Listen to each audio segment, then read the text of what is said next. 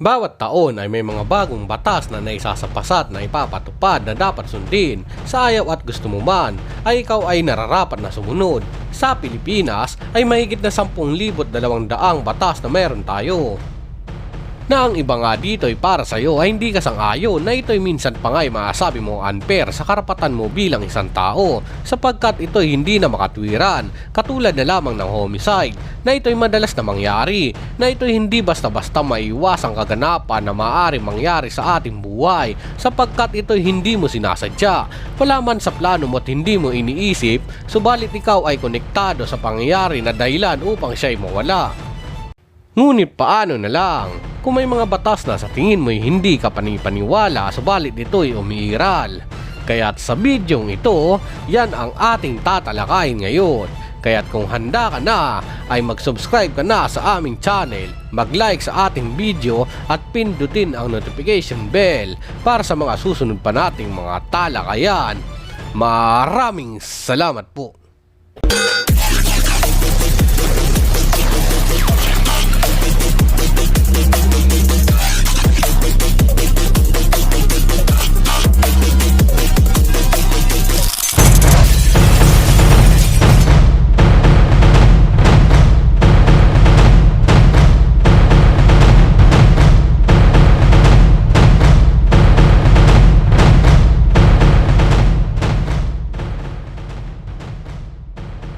Bawal ang mabuhay muli.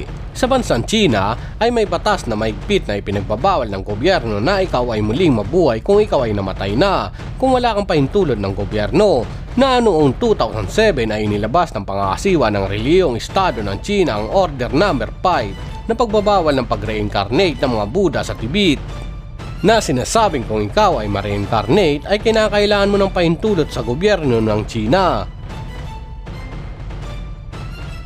Bawal ang chewing gum. Sa bansang Singapore ay mahigpit na ipinagbabawal ang pagbenta o pagbili ng mga chewing gum sapagkat ito'y naging sanhi ng vandalism, dumi sa mga kalsada at sa iba pa mga pampublikong lugar. Taon-taon ay gumagastos ang kanilang gobyerno ng $150,000 para lamang sa paglilinis sa mga nakadikit na chewing gum sa mga pampublikong lugar. Ang mga mahuling nagbebenta neto ay magmumulta ng $10,000 to $100,000 at 2 taong pagkakakulong na kung ito'y mapapatunayan. At $500 to $1,000 naman kung ikaw ay mapapatunayang bumili ng chewing gum. Kung umunguya neto, $2,000 naman ang multa sa susunod na kung ikaw ay mauuli. Bawal ang matataba. Noong 2008 ay isinapasa ng gobyerno ng Japan ang Metabol Law na ang pagmumonitor sa mga waistline ng mga tao doon na sa edad na 40 pataas ay kinakailangan na magpatingin sa doktor kada taon. Na ang waistline ng lalaki ay 33.5 inches at 35.4 inches naman sa mga kababaihan. Paano naman ang mga sumo wrestler? Ang mga sumo wrestler sa Japan ay exempted sa ganitong batas mga kahalo.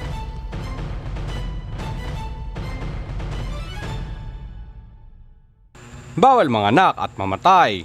Sa Svalbard na sakop ng Norway, ayon sa aking nakalap na impormasyon ay kahit na sino'y maaring manirahan sa lugar na ito sapagkat dito nga'y walang bisa at sinasabing ang sahod dito ay katumbas ng sahod ng mga senador dito sa Pilipinas. Subalit kung ikaw ay babae at nagdadalang tao ay hindi ka maaaring manganak dito. Mayroon ngang hospital dito subalit ito'y nag-iisang hospital lamang na kulang ang mga kagamitan lalo na sa panganganak. Kaya't ang mga kababaihan dito na 1 buwan bago manganak ay nagtutungo sa mainland ng Norway upang doon ay manganak. Dito nga'y may tinatawag na Svalbard Death Law na iligal ang mamatay sa lugar na ito sapagkat dito nga'y walang lugar upang iyong paglibingan. Nasanhi na din sa tindi ng klima dito kaya't ang katawan ng taong pumanaw na ay hindi ito nabubulok.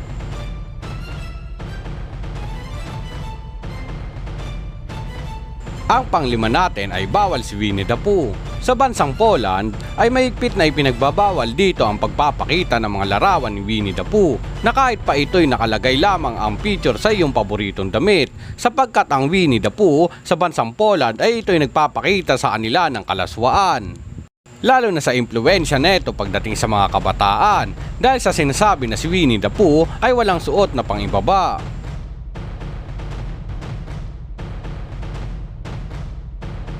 Bawal ang mag-flush ng toilet. Sa bansang Switzerland ay pinagbabawal ang pag-flush ng toilet sa tuwing sasapit ang 10 PM kung ikaw ay naninirahan sa mga rent house, gaya ng hotel o apartment. Sa kadahilan ng ito'y kinukonsidera ang pollution ng gobyerno at pagkawalang respeto sa mga katabi mong kwarto sa mga makaarinig ng pag-flush ng iyong toilet. Bawal titigan ang babae. Sa United Arab Emirates na kung ikaw ay lalaki ay mahigpit na ipinagbabawal dito ang pagtitig sa mga kababaihan. Na kung sino man ang mapapatunayang lumabag sa batas na ito ay may nararapat na kaparusahan. Lalo na kung ang pagtitig mo sa kanila ay mula ulo hanggang baba na ito'y nakita ng babaeng iyon tinititigan ay maaaring na siya magsumbong sa pulis upang ikaw ay dakpin at maparusahan. Kung ikaw naman ay babae na napansin mong may lalaki na katitig sa'yo ay huwag itong pansinin sapagkat ang pakikipag eye to eye contact sa kanila ay nagbibigay ito ng ibang kahulugan para sa kanila na maaari kang mapahamak na mas ikabubuting magsumbong sa pulis upang siya'y maparusahan.